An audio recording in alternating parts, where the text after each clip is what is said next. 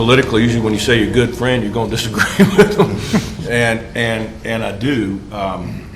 You know, many of us around the table may think, you know, we don't really have a dog in this fight. I mean, this is a Virginia Beach kind of thing. Money's already allocated. But, you know, as Mr. Dyke pointed out, that money was allocated early on under a completely different system than what we have today.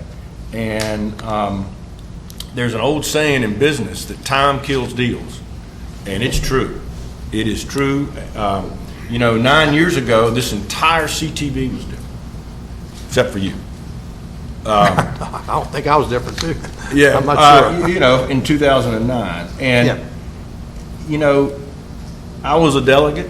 We've been through 3 secretaries of transportation, 3 governors, and you know, this project has remained on the books, but sort of limping along, and it is a little frustrating. Everybody at this table had projects that were on the 6-year plan that came off under House Bill 2. We had projects that were, you know, had been money allocated, that localities were counting on, that all of that. And because of the new system, we all sucked it up and said, okay, we're going to reevaluate these projects. I don't understand why this was different. In fact, you look at the 4 that are on that list, I think every one of them's questionable. And I think I said at the time, we asked a lot of questions about why these 4 projects were somehow special. And we were told reasons that we all felt were valid, and I think we all voted 100% to go ahead and keep those projects going and not have them scored. One of those projects is under construction. One has been killed by lack of political will, if you will. I don't know what's happened to the other one. It's moving toward construction. Okay, it's moving towards construction, and this one is in limbo. And it's not in limbo because Explain limbo. it's in limbo because if this referendum passes and then the city council follows the referendum, they will kill the project. And meanwhile, we're tying up money across the state. It's a non-binding referendum. We had a referendum for the Hilton Hotel on the resort, which was unfavorable, and was built. Okay, if you have people that are voting for a referendum, I don't think you've got support on city council to spend the money. That's my own personal opinion. I can't question a group of city council people that prefer to govern by referendum. I can't control it. You know, Neither can I. so much for politics. All I can do is getting in help the control the money. I mean, those projects were pulled off. I'm not saying whether this is a good project or a bad project. I think all of your arguments for why this is a good project may be in fact true. Why would you want to kill a project when you don't even know how much it costs? Why did they pull off projects in my plan off the 6-year? Well, we agreed to these 4 projects. Now We did, So but why- every other rest of them are moving forward. I just would characterize I don't- one thing, Mr. Marlowe. We aren't killing the project. I don't mean to say I that. know, We don't but- know the cost of because, we take I some mean, money we're not off. all we're asking them is to move forward. That's not killing the project. I don't mean, look, I understand. I'm not sure that, what is the delay? To my knowledge, we're moving forward with the project.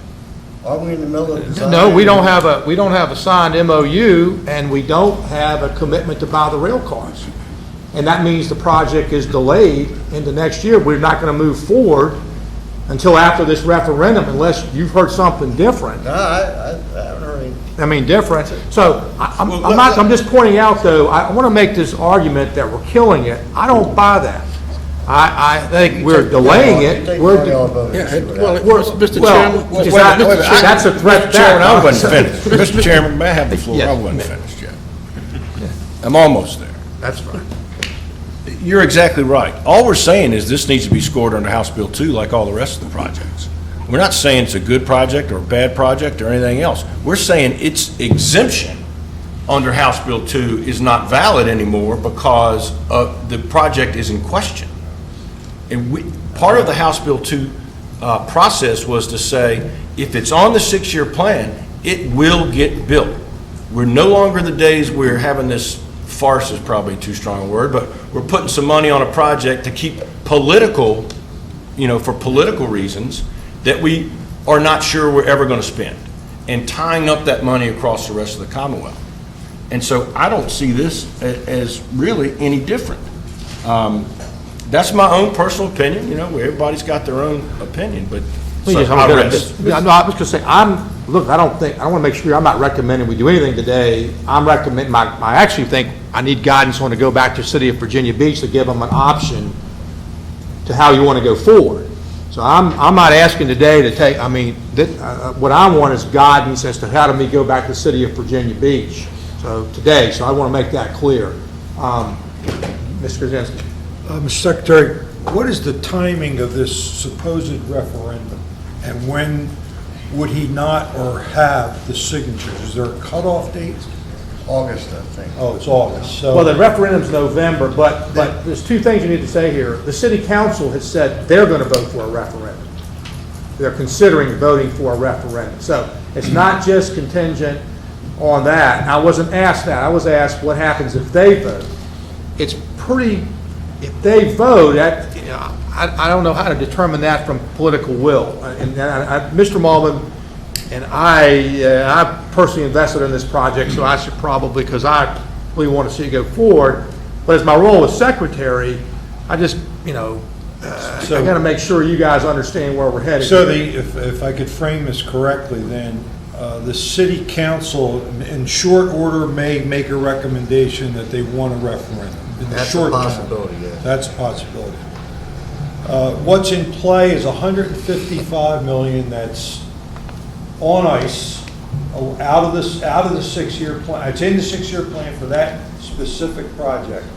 And then the question is, do we pull it and use it in the 6-year plan we all have projects that were on the bubble that didn't make the cut but almost were there, that money could be used for. So is that the real question in front of us? Well, I think it is, except for the fact I want to point out that we will be, again, we'll go back to the ask us to come out of the program. Right. And the question is really whether or not the certainty that they've asked for is worth up your opportunity to move the project forward, and your uncertainty if they're actually going to have a project. That's what it comes Why down to. didn't they sign the memorandum of understanding? John, I don't think they have city council support to do that. I thought they were in the process of signing. We're working, but that's what our normal would require them to put the money up for the cars and all that, and that's what we've been going through. That's what bothers me is someone sitting up in Northern Virginia that I don't see the commitment of not signing that MOU. I mean, that bothers me. I think they are working on signing an MOU. We've been working for a couple years. 20 months working, and we have not got a signature. And I'm not blaming that because things have changed. We tried and things, but let me come back. Let me go over here, Mr. Brown first. I'm looking for some clarity on. I think what the Secretary is asking us to do is to say, if in fact the City Council does not approve the project within some reasonable period of time, then he would suggest that we reallocate those dollars in accordance with HB2, and at some subsequent point, Virginia Beach should come back and seek funding for that project when they had determined that they were ready to move forward. I think that's what I've heard. And that's correct. The logical would be you're getting ready to vote on the 6-year plan in Right, June. it's 90 days. 90 days. And so that would be a logical if that's that's right. Right, and so it's not that it would foreclose the project, it simply would take away, for lack of a better term, the earmark or the exemption, I think it's been described, for the project from the HB2 process. So, I understand that you would lose the certainty of the funding from the exemption, but in light of the general support that has been seen and deemed for this project, is there a fear that if you wouldn't get the funding at a subsequent point once there had been a commitment made by the Yes, city? Ms. Mitchell might be able to. Yeah, and if you don't, I'd like to clarify at least what I think we're saying is that, there are steps that the city council needs to take in order to confirm that they have a local funding commitment for the project, so that we in good faith can keep the money in the 6-year plan. What they would need to do is sign that MOU. They would also need to, another binding step would be to submit a grant application to DRPT that we can then execute a formal grant agreement in order for us to then say, yes, they have now made a binding commitment to move forward with both the purchase of the vehicles and the future construction of the project. Those are steps that we would really need them to make within the next 2 months before the 6-year plan is approved. I don't think anybody's saying today that we're asking to move the money right now. It's really to say, we need evidence that city council is ready to sign up and ready to make those local funding commitments so that we know whether or not we should leave those funds in the 6-year plan. But and following up on that, if they decide in May or in June after a referendum, assuming The referendum would be in November. would be in November. Okay, they're not on the May cycle anymore like the rest of No, the would be November. So it'd be November. So if they decide in December after the referendum that they want to pursue that, then what would be our way of engaging or supporting the project moving forward? The 6-year plan would have been adopted for this cycle, but we'll have another funding round next year. Yeah, it would be, I would encourage them to put it into House Bill 2 scoring coming up this fall, and it would go through the process that Mr. Fralin had worked out. They would re-enter the federal process. Yeah, I think at that point, we would recommend that they perhaps also seek federal funding, and as the Secretary mentioned before, that's a highly competitive, multi-year process that can sometimes take 4 to 6 years for a full funding commitment from the federal government. But they also could apply for funds under the HB2 process for the state to reconsider whether or not there's a state funding contribution. Well, but why would our posture change? Why would we incline them toward federal versus just the HB2 process? Because we would have the discretion under HB2 next year to allocate the entire $155 million if it was justified, right?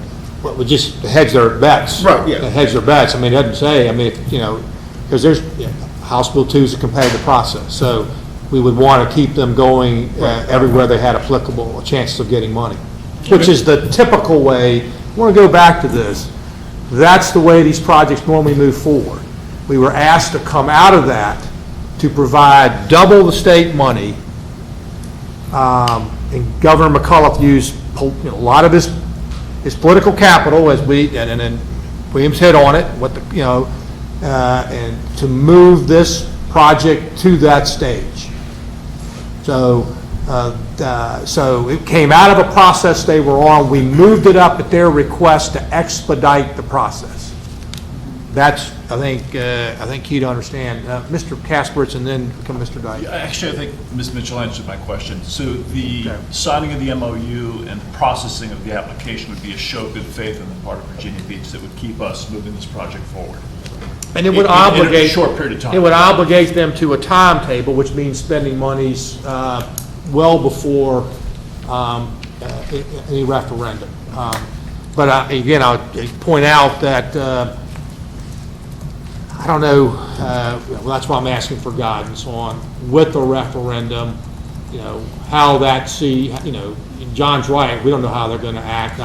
The last 2 referendums, they obeyed, they did whatever the people said, although here we are with one in hand and they're asking for another one. So, I just want to make sure you understand. Mr. Dyke? Yeah, I'll just be brief. Let me just say for the record, there's no one here on this board that is a firmer believer in light rail and the impact it can have in an area. I've been to Virginia Beach. I've looked at where this is supposed to go. I've seen what they want to do, and I think it's a great idea, just like I thought what they wanted to do in Arlington was a great idea. But as local officials, you have a responsibility at some point to make a decision and to stick with it. And if you want to play politics with it, that's all well and good. All we're saying here is that we don't have to engage in that, and we need to be responsible with our oversight of the monies that are available to us and make a decision. And if, in fact, after a referendum or 2 more, they decide, okay, we finally reached a decision, we want to do this, then they can come back and apply on an HB2 project